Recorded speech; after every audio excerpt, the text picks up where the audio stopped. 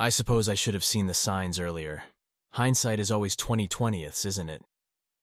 My name is Tom, and I've been married to Rachel for almost 15 years. Our life in our cozy suburban home in Colorado seemed picturesque to anyone on the outside. We had 2 kids, Jake and Emily, a golden retriever named Max, and a life that many would envy. But sometimes, what looks perfect on the outside is just a facade, hiding the cracks that are slowly but surely spreading within. Rachel and I met in college. She was the kind of girl who lit up a room with her smile, and I was instantly smitten. We dated through college, got married soon after graduation, and started our family. Rachel was a stay-at-home mom by choice, dedicating herself to raising our kids while I worked as an IT consultant. We had our ups and downs, like any couple, but I always thought we had a strong foundation. Looking back, maybe I worked too much. Maybe I missed the small, subtle signs that something was amiss. But, life gets busy.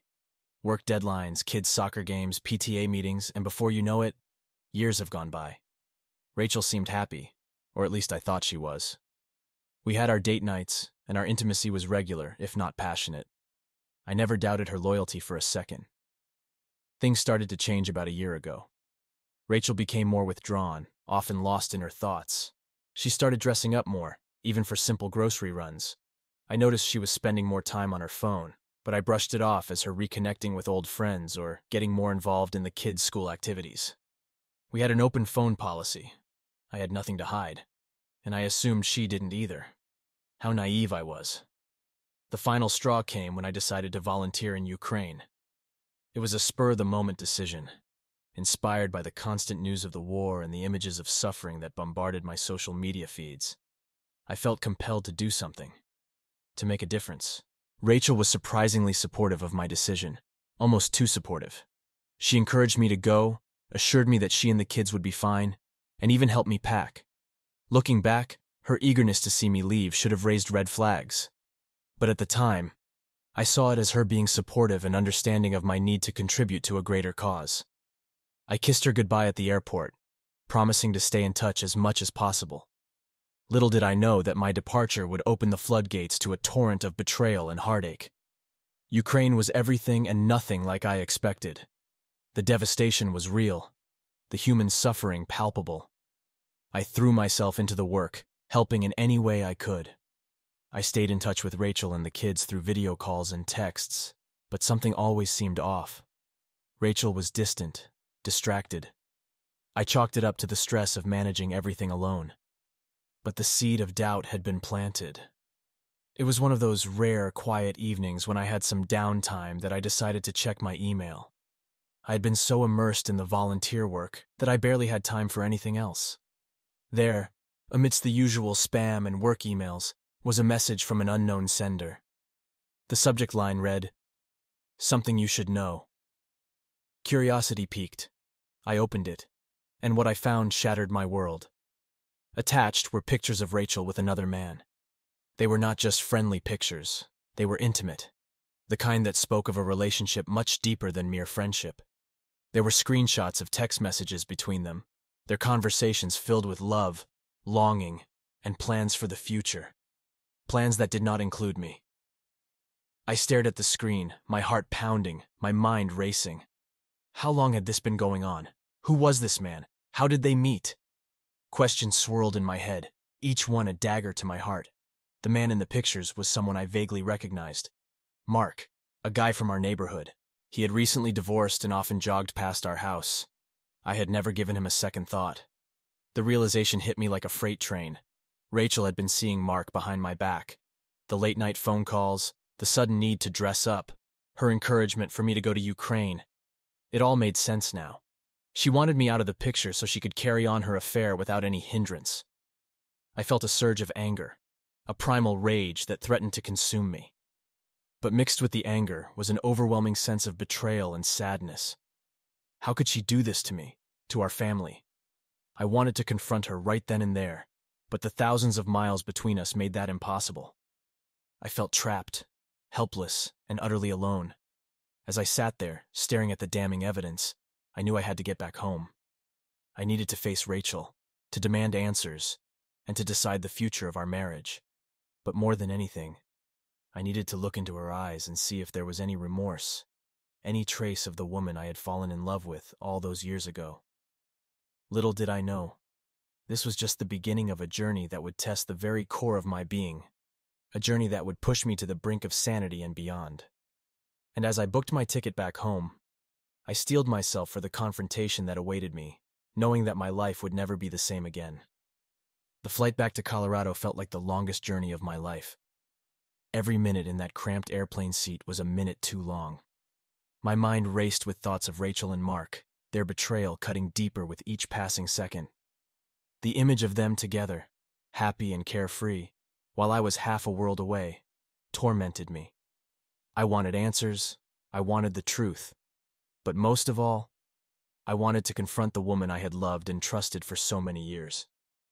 I landed at Denver International Airport a day earlier than planned, not wanting to give Rachel any time to prepare for my return. I hoped the element of surprise would work in my favor. As I drove home, my knuckles white from gripping the steering wheel, I tried to calm the storm raging inside me. I needed to be composed, to approach this with a clear head. But the closer I got to home, the more my anger threatened to boil over. It was late evening when I pulled into our driveway. The house was dark, save for a few lights in the upstairs bedroom. I felt a pang of hope that maybe, just maybe, I had been wrong. Maybe the pictures were old, the messages misunderstood. But as I quietly unlocked the front door and stepped inside, all hope vanished. The sound of laughter drifted down the stairs, followed by the unmistakable sound of a bed creaking. My heart pounded in my chest, the blood rushing in my ears. I moved silently, like a predator stalking its prey. I reached the bedroom door and pushed it open, my worst fears confirmed. There, in our bed, was Rachel, wrapped around Mark, their bodies entwined in a scene of pure betrayal. The shock of seeing them like that, in the very place where we had shared so many intimate moments, hit me like a physical blow. For a moment I was paralyzed, unable to move or speak. Then the rage took over. Without thinking, I grabbed the baseball bat that Jake had left leaning against the wall. I stormed into the room, the bat raised high. Mark barely had time to react before I swung it with all my might, the force of the blow sending him crashing to the floor. Rachel screamed, scrambling to cover herself with the bedsheets. "Tom, what are you doing?" she cried, her voice trembling with fear. I didn't respond. I couldn't. All I saw was red. I swung the bat again, this time hitting Mark's shoulder. He groaned in pain, trying to shield himself from my relentless assault. Rachel jumped off the bed, grabbing my arm in a desperate attempt to stop me. "Tom, please stop! You're going to kill him!" Her touch, her voice, the sheer audacity of her trying to protect her lover, only fueled my rage. I shook her off, glaring at her with a look that could have melted steel. "How could you, Rachel? How could you do this to me? To our family?" My voice was barely recognizable, choked with anger and hurt. Mark managed to get to his feet, his face pale with fear and pain. "Tom, man, I'm sorry.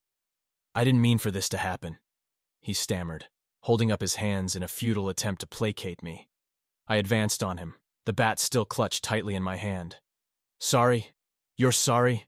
You think that's enough?" I spat, my voice dripping with venom. Rachel stepped between us, her eyes wide with panic. "Tom, please, just stop. We can talk about this." I pushed past her, my eyes locked on Mark. "Get out," I growled. "Get out of my house, and if I ever see you again, I swear to God, I'll kill you." Mark didn't need to be told twice. He grabbed his clothes and bolted out of the room, his footsteps echoing down the stairs and out the front door. The sound of his car starting and speeding away was the only indication that he had escaped my wrath, for now. Rachel stood there trembling, her eyes brimming with tears. "Tom, I'm so sorry. I never meant for you to find out like this." Her words were like gasoline on the fire. "Find out like this? Like this? How long has this been going on, Rachel? How long have you been sneaking around behind my back?" She looked down, unable to meet my gaze. "A few months," she whispered.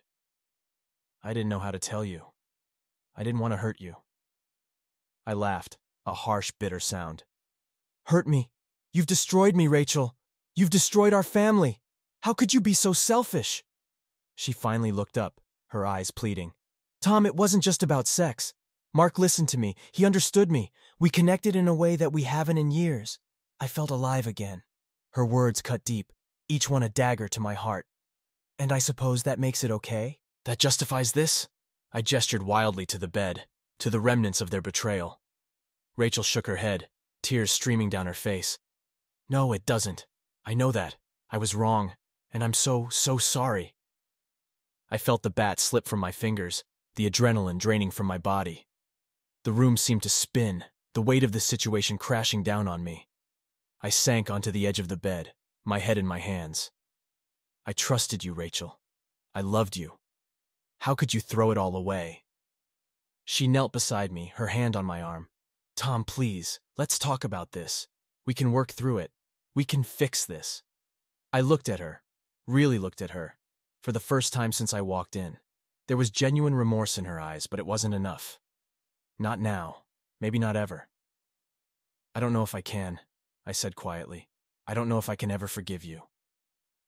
Rachel's sobs filled the room, but they did nothing to soften my heart.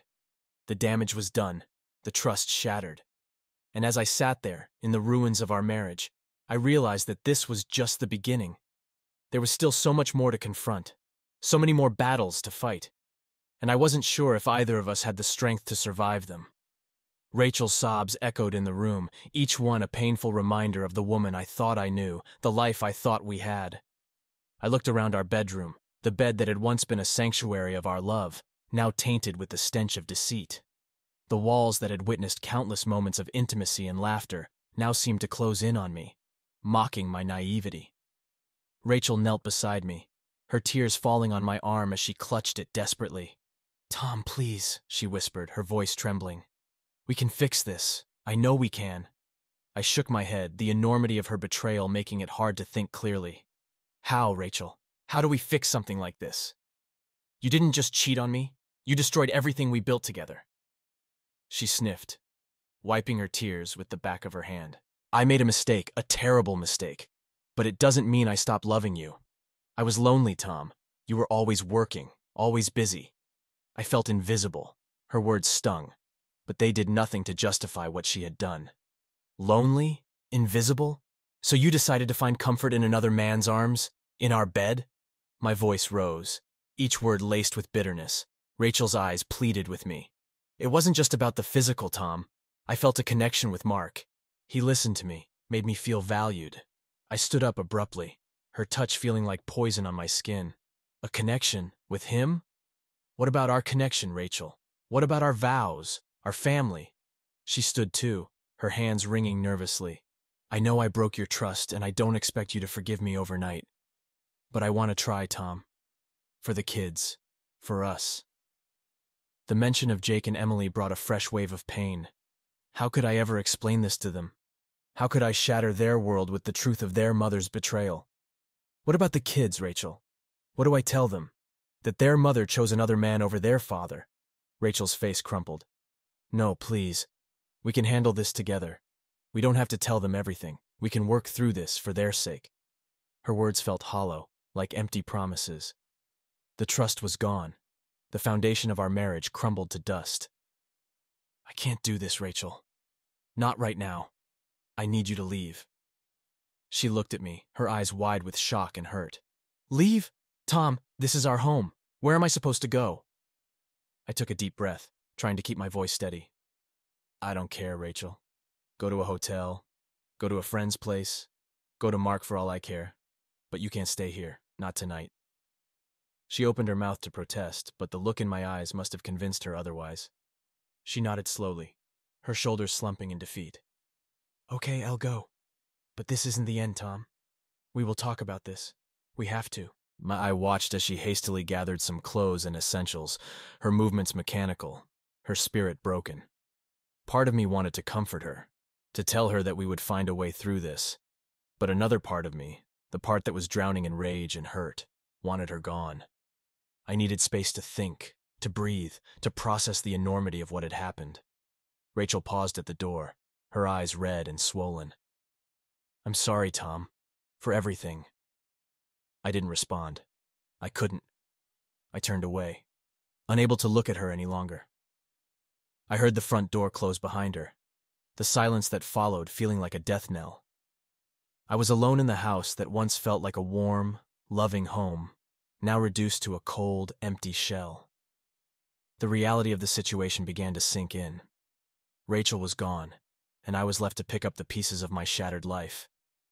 The anger that had fueled me moments ago was now replaced by a deep, gnawing sadness. I sank onto the couch, my head in my hands, feeling the weight of the world pressing down on me. What was I supposed to do now? How was I supposed to move forward? The questions swirled in my mind, each one more daunting than the last. I knew I couldn't avoid Rachel forever. We had to talk, to figure out what came next. But for tonight, I needed to be alone, to let the reality of her betrayal sink in. I thought about calling my best friend Mike. He had always been my go-to guy for advice, but this felt too raw, too personal to share just yet. I needed to sort through my own feelings before I could talk to anyone else about it. As the night wore on, I found myself replaying the events of the evening over and over in my mind. The look of shock on Rachel's face when I walked in, the fear in Mark's eyes as I swung the bat, the desperation in Rachel's voice as she begged me to understand. It all felt like a bad dream, one that I couldn't wake up from. I wandered through the house, each room a painful reminder of the life we had built together. The family photos on the walls, the toys scattered in the living room, the kitchen where Rachel and I had shared countless meals and conversations. It all felt like a cruel mockery of the love and trust that had been shattered. I ended up in the kids' room, looking at their peaceful, sleeping faces. How was I going to tell them? How could I break their hearts with the truth of what their mother had done? The thought of their innocent eyes filled with pain and confusion was almost too much to bear. I sat on the edge of Jake's bed, gently stroking his hair. He stirred slightly but didn't wake up. "I'm so sorry, buddy," I whispered. "I don't know how we're going to get through this, but I promise I'll do my best." The words felt hollow, but they were all I had. I couldn't change what had happened, but I could try to be there for my kids, to give them some semblance of stability in the midst of the chaos. As I made my way back to the bedroom, I felt the exhaustion of the past few hours catch up with me. I collapsed onto the bed, the same bed that had witnessed the ultimate betrayal. Sleep eluded me, my mind refusing to quiet down. The events of the evening played on a loop, each repetition adding to the weight of my sorrow. The anger and hurt were still there, simmering beneath the surface. But now, there was also a sense of loss, a mourning for the life and love that had been destroyed. I knew that the road ahead was going to be long and painful, filled with difficult conversations and tough decisions. For now, all I could do was try to get through the night, to face the dawn of a new day and the harsh reality that awaited me. I didn't know what the future held, but one thing was certain: nothing would ever be the same again. The following morning arrived with an unsettling stillness. The sun filtered through the blinds, casting long shadows across the bedroom. I hadn't slept much, my mind replaying the previous night's events over and over. The house was eerily quiet, the absence of Rachel's presence palpable. I could still smell her perfume on the bedsheets, and it made my stomach churn. I dragged myself out of bed, feeling the weight of exhaustion and emotional turmoil pressing down on me. I knew I had to face the day, to figure out what came next, but the thought of it was overwhelming. I wandered into the kitchen, my movements sluggish and mechanical. I made a cup of coffee, hoping the caffeine would jolt me into some semblance of alertness. As I sat at the kitchen table nursing my coffee, a flood of emotions washed over me: anger, betrayal, sadness, and something else, something darker: revenge. The more I thought about Mark and Rachel, the more I felt the burning need to make them pay for what they had done. The rational part of me knew that revenge wouldn't change anything, but the emotional part of me wanted them to feel the same pain I was feeling. I couldn't go to work. I couldn't face people, pretend everything was okay when my world had been turned upside down. I needed to channel my anger into something, to take action. I thought about Mark, about how he had intruded into my life, into my marriage, without a second thought. The more I thought about him, the more my anger intensified. Without really knowing what I was going to do, I found myself grabbing my car keys and heading out the door. I drove aimlessly for a while, my mind racing. I passed Mark's house a few times, the sight of it fueling my rage. It was a modest, unassuming place, not far from where we lived. I knew he was there, probably thinking he had escaped the worst of my wrath. I parked a few houses down and sat there, staring at his front door. The bat was still in the back seat of my car, a reminder of the violence that had erupted the night before. I felt my fingers curl around the steering wheel, the knuckles turning white. I wanted to hurt him, to make him feel the same physical and emotional pain that I was experiencing. But as I sat there, the rational part of me began to fight back. Hurting Mark wouldn't fix anything. It wouldn't erase the betrayal or mend my broken heart. I needed to be smarter, to think of a way to make him suffer without resorting to physical violence.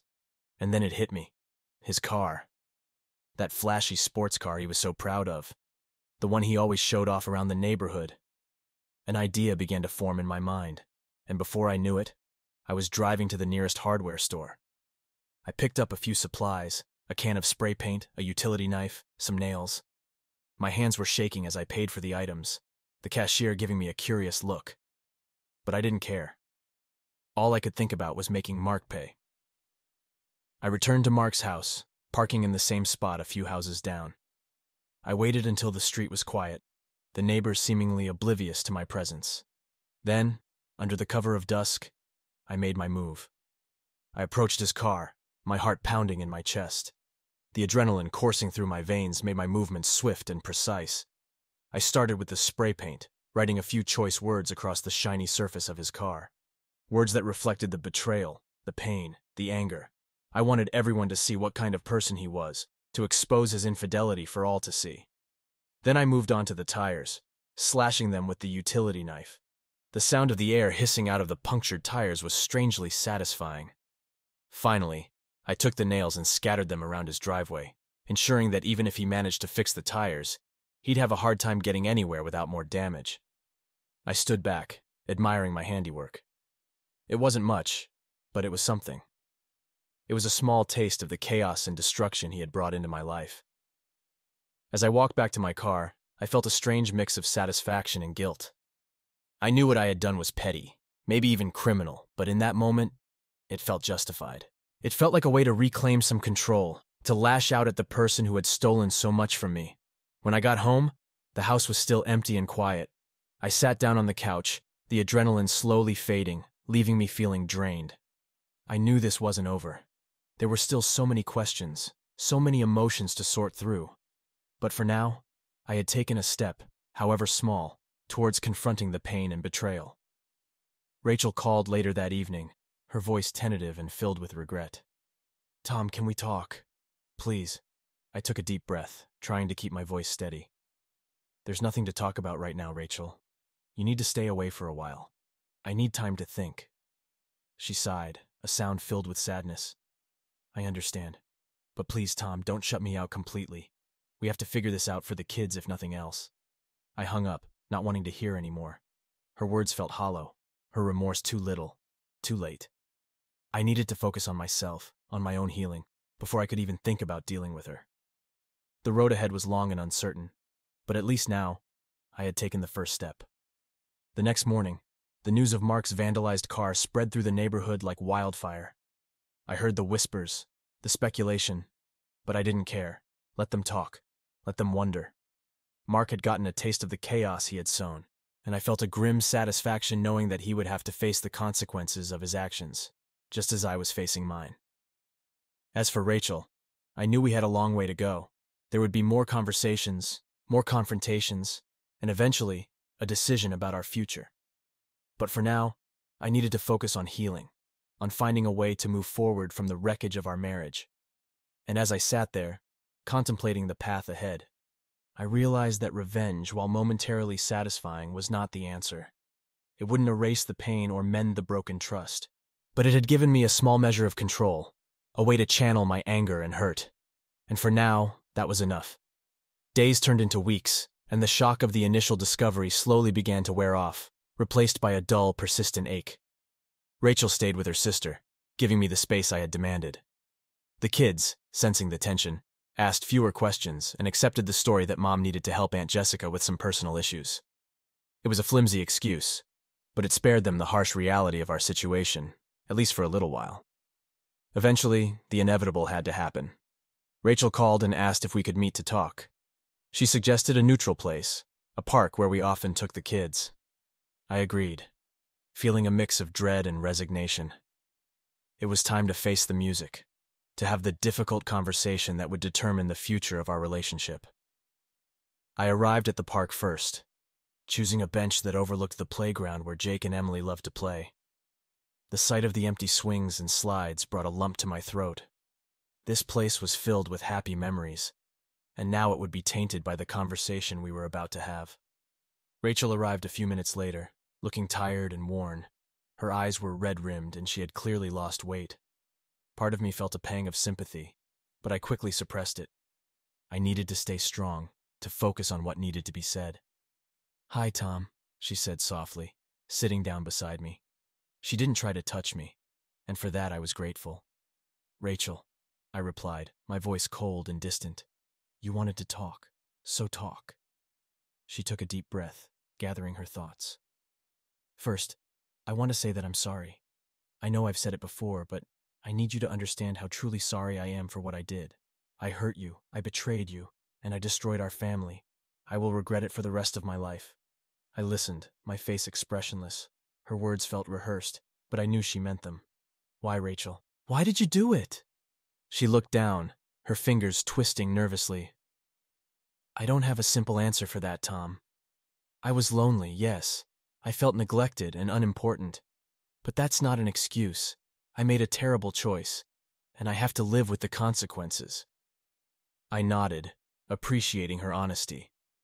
"And what about Mark? Are you still seeing him?" Rachel shook her head vehemently.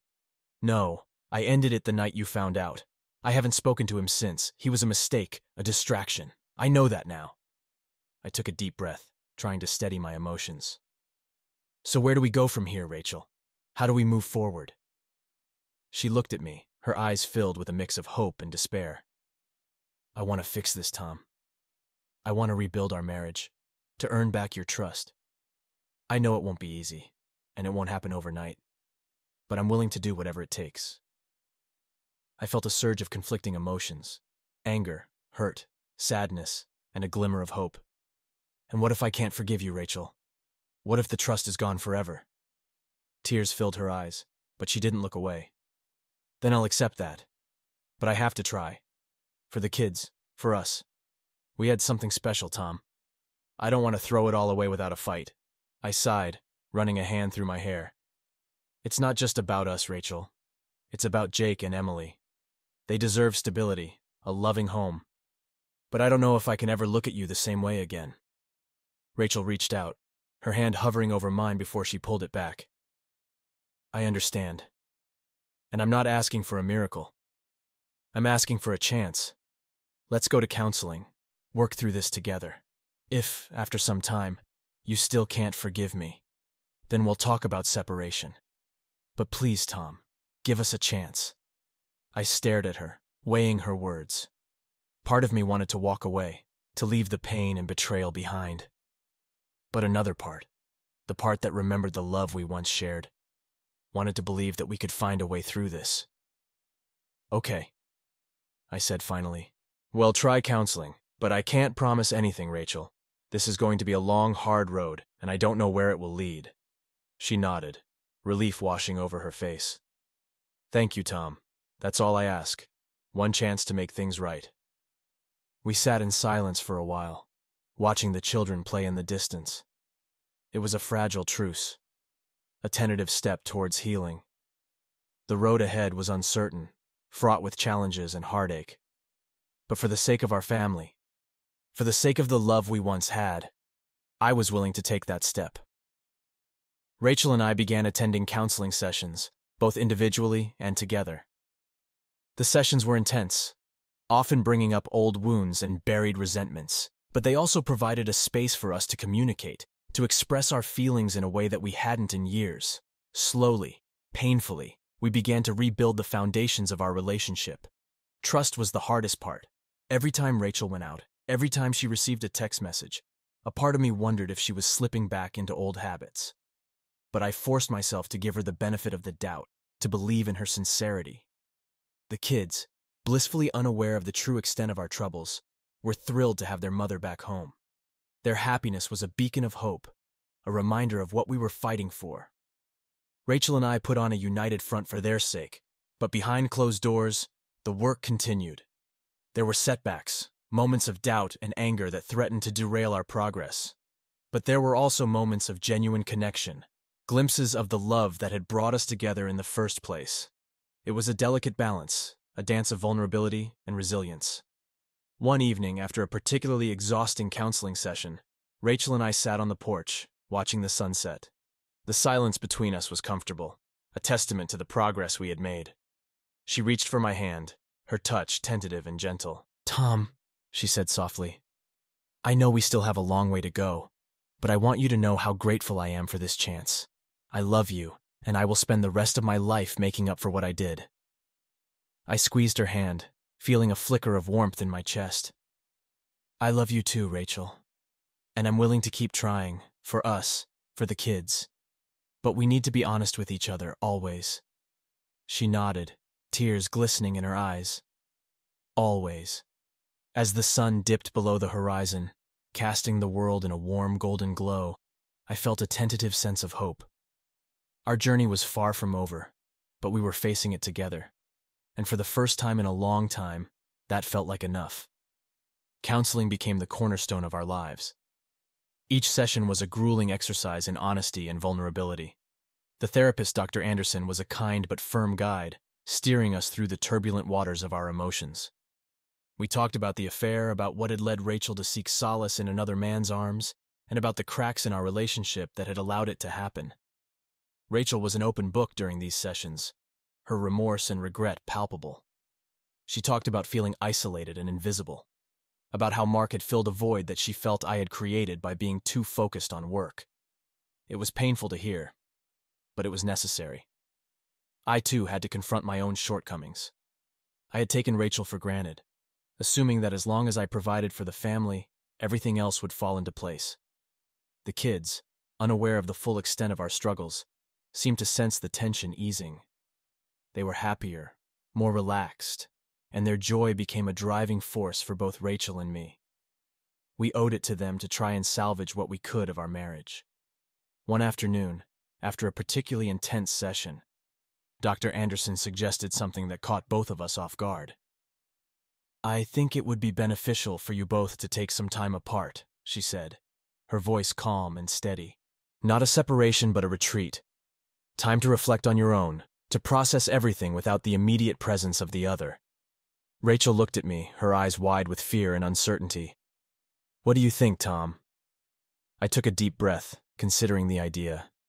It was daunting, the thought of being apart when we were just starting to rebuild. But it also made sense. We had been so focused on the relationship that we hadn't taken the time to heal individually. "I think it might be a good idea," I finally said. "It could give us both the space to think and come back stronger." Rachel nodded, though I could see the hesitation in her eyes. "Okay, let's do it." We decided that Rachel would stay with her sister Jessica for a couple of weeks. The kids would stay with me, providing a semblance of normalcy in their lives.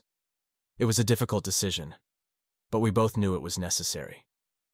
The first few days were strange.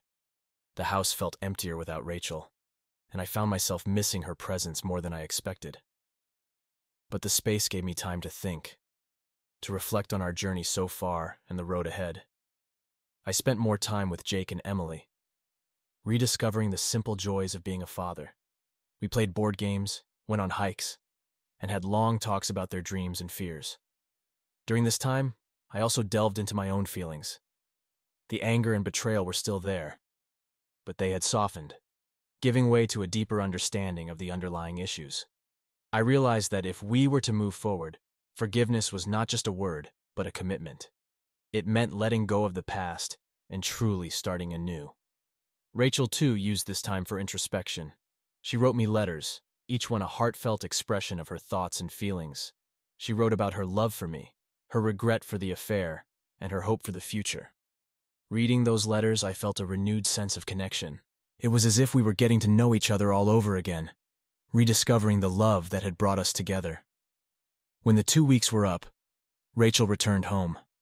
The kids were ecstatic to see her, and their joy was contagious. We hugged tightly, the awkwardness of the past weeks melting away. It was a tentative reunion, but it felt right. That evening, after putting the kids to bed, Rachel and I sat down to talk. We had spent the past weeks apart, but it was time to come together and decide the future of our marriage. "How do you feel?" she asked, her voice soft and tentative.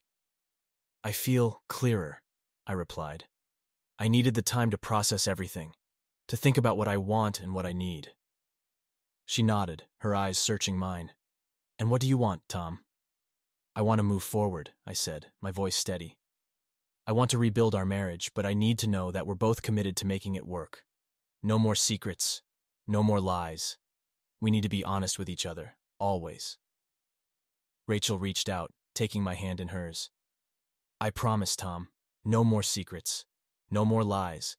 I am committed to us, to our family. I will do whatever it takes to earn back your trust." We sat in silence for a moment, the weight of our words hanging in the air. It was a pivotal moment, a turning point in our journey. The road ahead would be long and challenging, but we were ready to face it together. As the days turned into weeks, we continued our counseling sessions, both individually and as a couple. We worked on our communication, learning to express our feelings and needs without fear of judgment. We set boundaries, creating a foundation of trust that we both committed to uphold.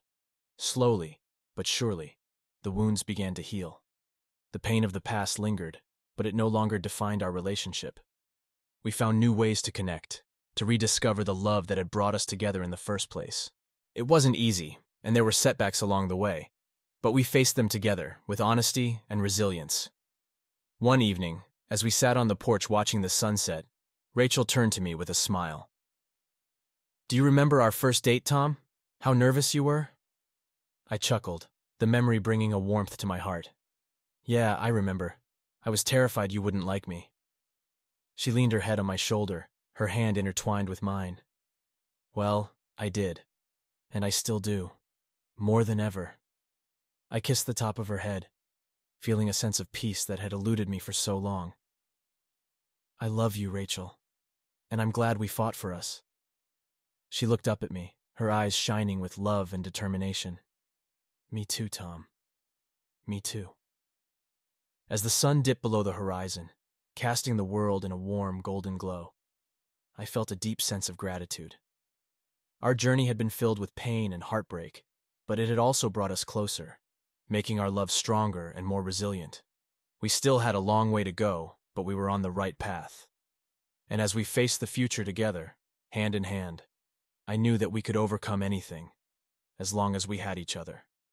Months turned into a year, and the healing process, while slow and sometimes painful, gradually led us to a place of stability and renewed hope. The journey was far from over, but Rachel and I had made significant strides in rebuilding the trust and connection that had been shattered by her betrayal. Life began to settle into a new normal. The kids thrived, their laughter and joy a constant reminder of what we were fighting for. Rachel and I continued our counseling, using the tools we learned to navigate the complexities of our relationship. We made time for each other, prioritizing our marriage in a way we hadn't before. Date nights, weekend getaways, and simple, heartfelt conversations became the glue that held us together.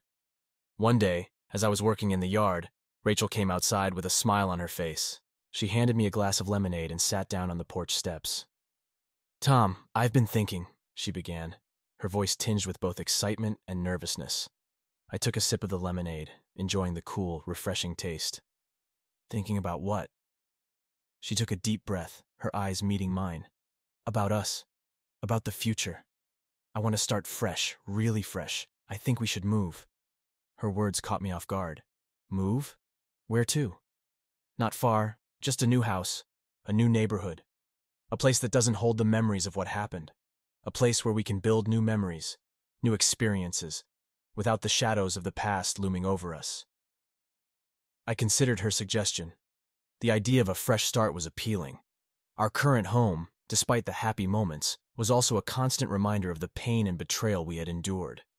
Moving could be a symbolic gesture, a way to leave the past behind and embrace a brighter future.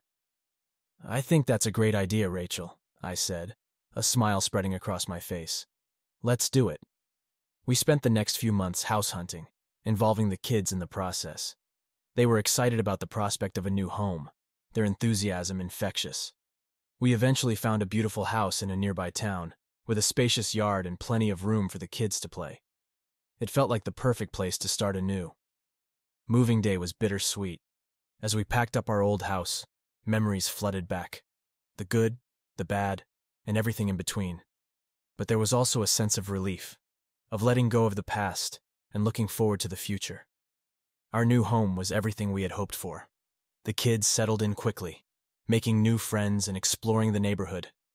Rachel and I poured our energy into making the house our own, painting walls, decorating rooms, and creating a space that felt uniquely ours. As the weeks turned into months, we found ourselves growing closer. The move had been a catalyst for change, a tangible reminder of our commitment to each other and our family. We continued to work on our relationship, communicating openly and honestly, and cherishing the moments of joy and connection. One evening, as we sat on the back porch watching the kids play, Rachel turned to me with a contented smile. "Tom, do you ever think about how far we've come?" I nodded, my heart swelling with pride and gratitude. "All the time. We've been through so much, but we've come out stronger." She reached for my hand, her touch warm and reassuring. "I love you, Tom. Thank you for believing in us, for giving us a second chance." I squeezed her hand, feeling the depth of my love for her. "I love you too, Rachel, and I'm so glad we fought for our family." As the sun set, casting a golden glow over our new home, I felt a profound sense of peace. The journey had been long and difficult, but it had also been transformative.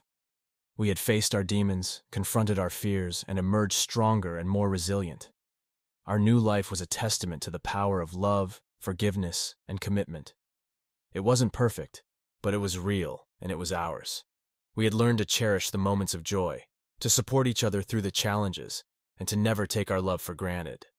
As I watched Jake and Emily playing in the yard, their laughter filling the air, I felt a deep sense of fulfillment. Our family had been through a storm, but we had weathered it together. And now, as we stood on the threshold of a new chapter, I knew that whatever the future held, we would face it with strength, love, and unwavering commitment. Rachel leaned her head on my shoulder, her eyes reflecting the same sense of peace and contentment that I felt. "Here's to our new life," she whispered. I smiled, feeling the warmth of her love and the promise of a brighter future. "To our new life," I echoed, knowing that we had finally found our way back to each other. And as we sat there watching the sun set on our new home, I knew that we were exactly where we were meant to be, together as a family, ready to embrace whatever came next.